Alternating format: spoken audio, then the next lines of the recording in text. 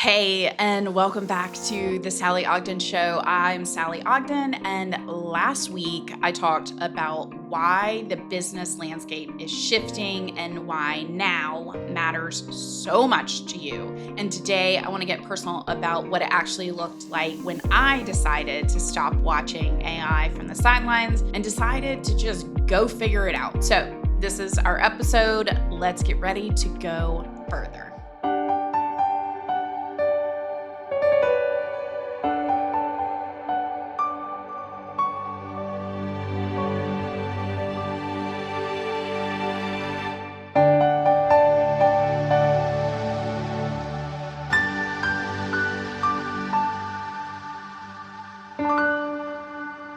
Okay, I am so excited to dig into this one. Here's the thing. When I started with AI, I signed up for 85 free trials. 85.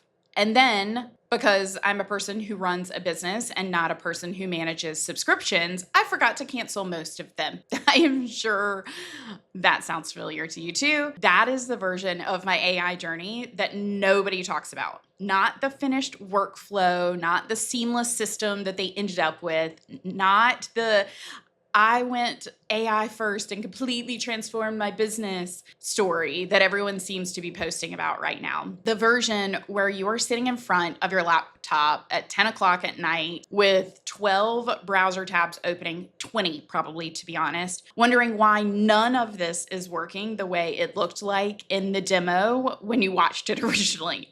That version, that's the one I want to tell. And I want to be clear about why I'm telling you that version today, because it's not for sympathy. It's not for relatability. It's because the founders I most respect are the ones who tell the truth about what building something actually looks like. And the truth about building an AI-powered operation is something I feel like almost nobody is sharing honestly. Everyone is showing you the finished kitchen, but nobody is showing you the construction. This episode is the construction. So, what I'm actually seeing in the market. Let me set the scene for where I was when I decided to go all in on this. I'd been watching the AI conversation build for a little while, and what I kept noticing in my world, in the business owner communities I'm part of, in the content I was seeing constantly, was that there were two very distinct camps, and neither one was being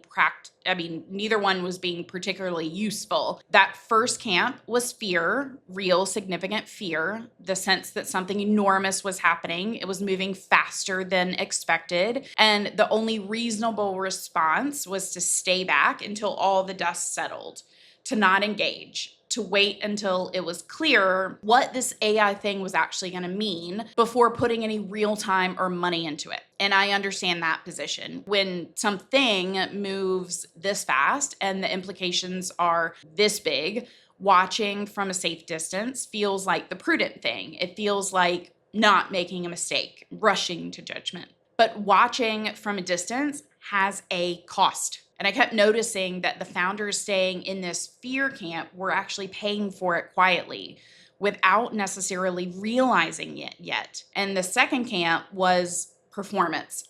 And this one honestly bothered me more than anything, because at least the fear camp was being honest about their uncertainty about this whole thing. The performance camp was doing something entirely different. These were the people posting constantly about being fully AI powered now and running an AI first business with implications of massive efficiency and reduced overhead, when what they actually meant was that they were starting now to use a single tool occasionally for one specific task, using ChatGPT to write an email subject line or to generate some sort of social caption, which is fine. Using tools is fine, but that is by no means a system. That is not an operation that is AI first. And the gap between using a tool when you need it and actually building integrated workflows that change how your business runs, well, that is a gap that is enormous. And nobody was explaining it. What the performance camp was doing without meaning to, I'll be generous here, was making this whole thing look simple.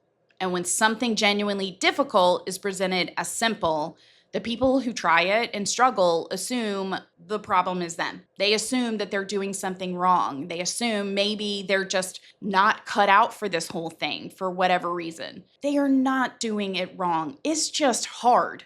And it takes longer than a Tuesday afternoon, people. So I decided to figure out for myself what it actually took to get from zero to a real functioning integrated AI operation. Not a demo, not a trial, the real thing, which is how I ended up with these 85 subscriptions and an Amex bill I'm choosing not to revisit for the moment while I get this whole thing sorted out. Okay, real quick. If you're listening to this and thinking, I need someone to actually build this for me, that's what I do. AI integration done for you and making it easy for you. So if you're looking at this and saying, nope, it's just too hard, I can't do it, let me step in and be the person that helps you. Or if you're ready for the full strategic picture of what needs to change, what you need to build within your business, how to get to that next level, that's called my Profit Growth Plan. And both are worth a just 20-minute conversation. Let's have the conversation and see if I'm a fit for you, or if I can help you in any way. The link is in the show notes. I'm excited to help you go further. The honest truth about the learning curve. Now let's talk through this. Here it is.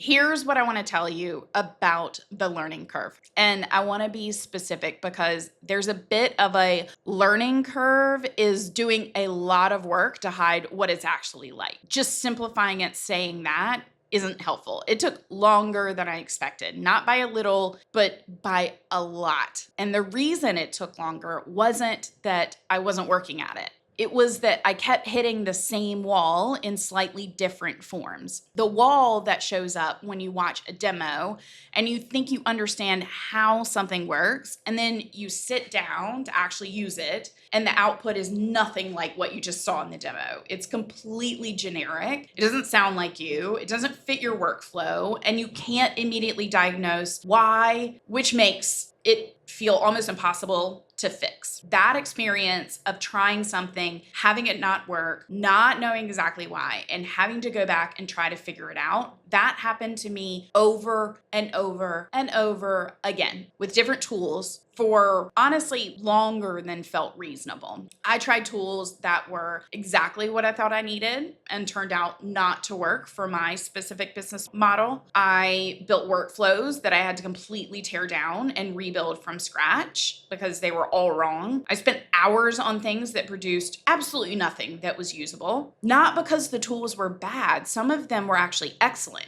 but because I hadn't yet done the work of training them on how I think and talk and how I operate. That training work, that's the part that nobody's talking about too. And it's the part that makes every single other aspect of AI work for you. Here's the analogy that helped me really be able to understand what I was doing wrong in most of those early months. Okay, imagine you're hiring a new team member. Somebody that's smart and capable, hardworking, and on their first day, you hand them a project with absolutely no context, no background on your business, no examples of what good looks like to you, no sense of your voice or your standards and your client relationships. And then you're frustrated when what they produce doesn't reflect any of that. So that's what I was doing exactly with AI tools. I was handing them work without context, without examples, without any sort of training, and I was expecting results that required context that honestly I had not given them. Once I really understood that, once I shifted from thinking about these tools as tools I used to thinking about them as real, honest team members, well, then I could think about it completely differently. Everything changed. I had to think about them as team members that I needed to train, not immediately, but gradually, and then significantly. I could integrate my information and my tools and my voice and my brand, all of that over time. The work of training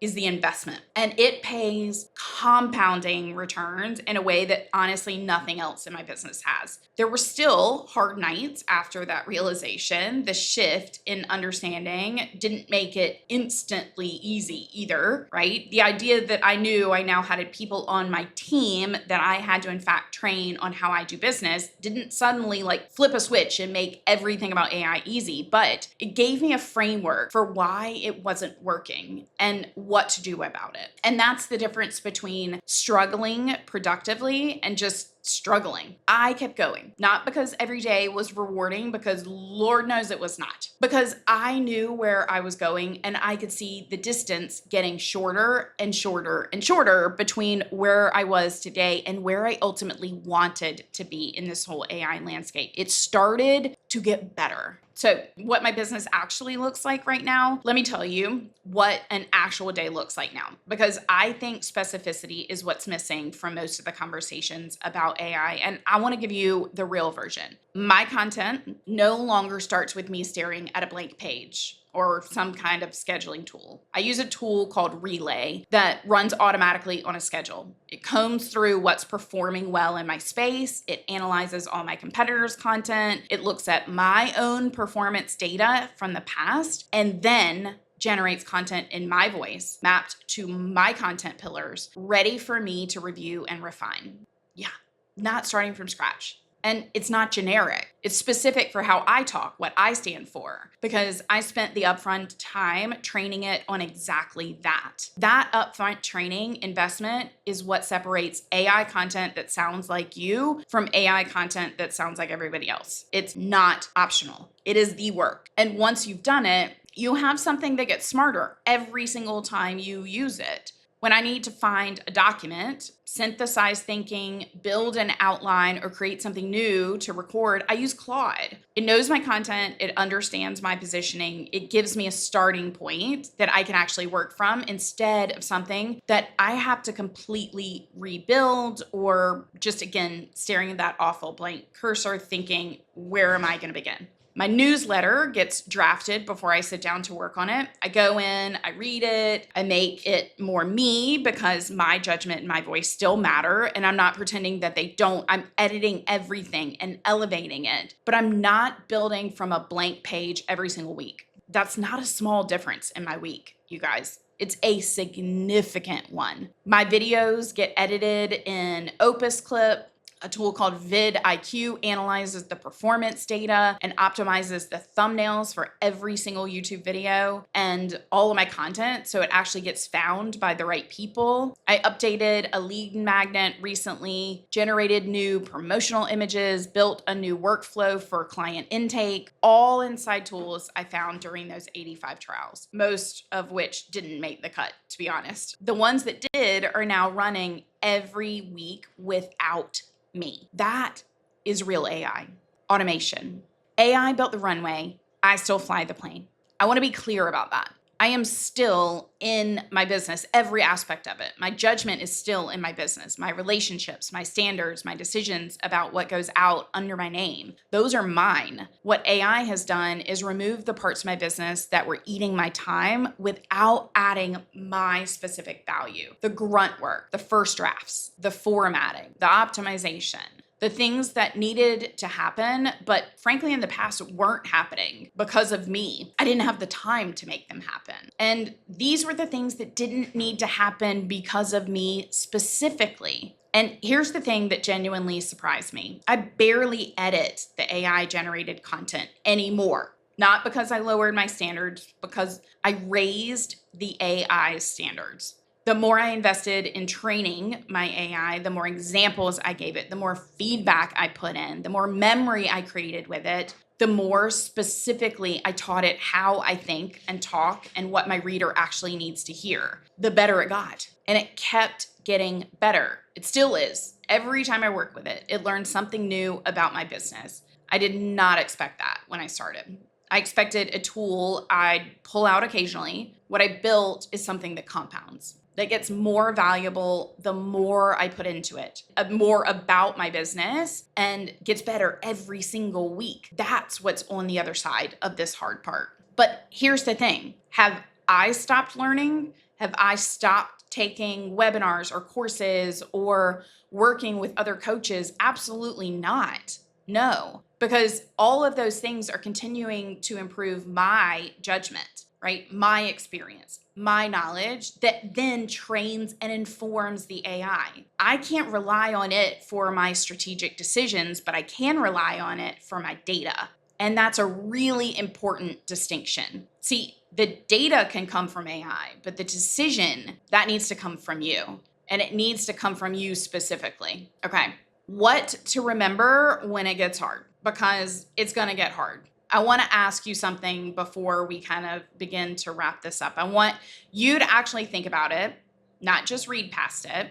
Do you remember what it was like to learn how to run your business? Not the version that you're running today, where you know what you're actually doing, where you have systems in place, you have relationships and hard-won experience, where you can walk into a client conversation and know exactly how to hold it. I mean, the very beginning, the part you didn't know and where you knew nothing. You didn't even know what you didn't know, where you read everything you could find and still felt lost, where you tried things that didn't work and had to figure out why, where you made expensive mistakes that you learned more about like life and business than anything you planned to learn. In that stage and age of your business, you figured it out, not because someone handed you some sort of manual or they handed you a well-built business, because you decided it mattered enough to keep going through the part where you didn't have it figured out yet. And yes, it was hard. And yes, it got better though. And you got to the other side. And you probably think this is worth it. This is the same thing. Learning to build an AI-powered operation is hard in the beginning, in exactly the same way that learning to run your business was hard in the beginning. It's a skill, a real skill. It takes time and repetition and wrong turns and the willingness to be a beginner at something while you're an expert at everything else. Ooh, gosh, that's hard. But it pays off significantly in ways that are hard to, honestly, for me to fully articulate to you right now until you're on the other side of this. But what I can tell you from being there are real and compounding and lasting effects that are worth every frustrating night it took to get there. Promise you. The founders who go further aren't the ones who waited until it was easier. They're the ones who decided it was worth figuring out because it just was worth it before it was easy. These are the ones that pushed through the part where it wasn't working yet because they could see clearly enough where it was headed and where they wanted to go.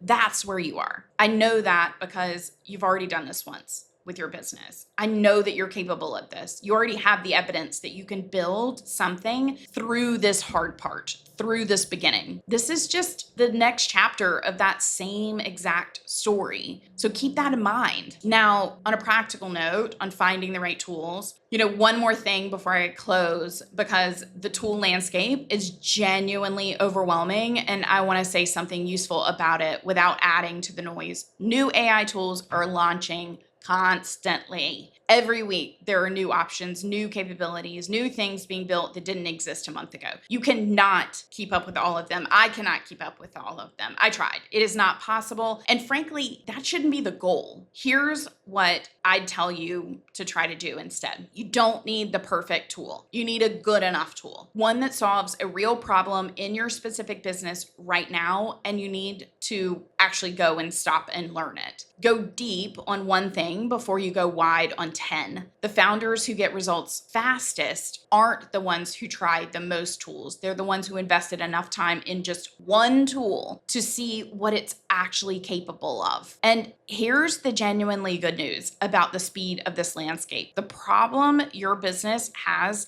that no tool solved 6 months ago, there's a good chance something solves it right now. So if you haven't looked, go look again. The tools are moving honestly that fast, which means if you start today and something doesn't exist yet that you need, it probably will soon. But that doesn't mean you can wait. So start somewhere. Start with a problem that's costing you the most time. Find the tool that's closest to solving it and invest in learning it properly, not just using it, training it. And the rest just follows from there. Now, I started this episode talking about 85 free trials and a credit card statement I'm choosing not to revisit. I want to end it differently. What I have now, a business where content gets built for me, where my newsletter arrives drafted and ready to refine, where my videos get optimized without me doing every piece manually, where workflows run while I'm doing the work only I can do.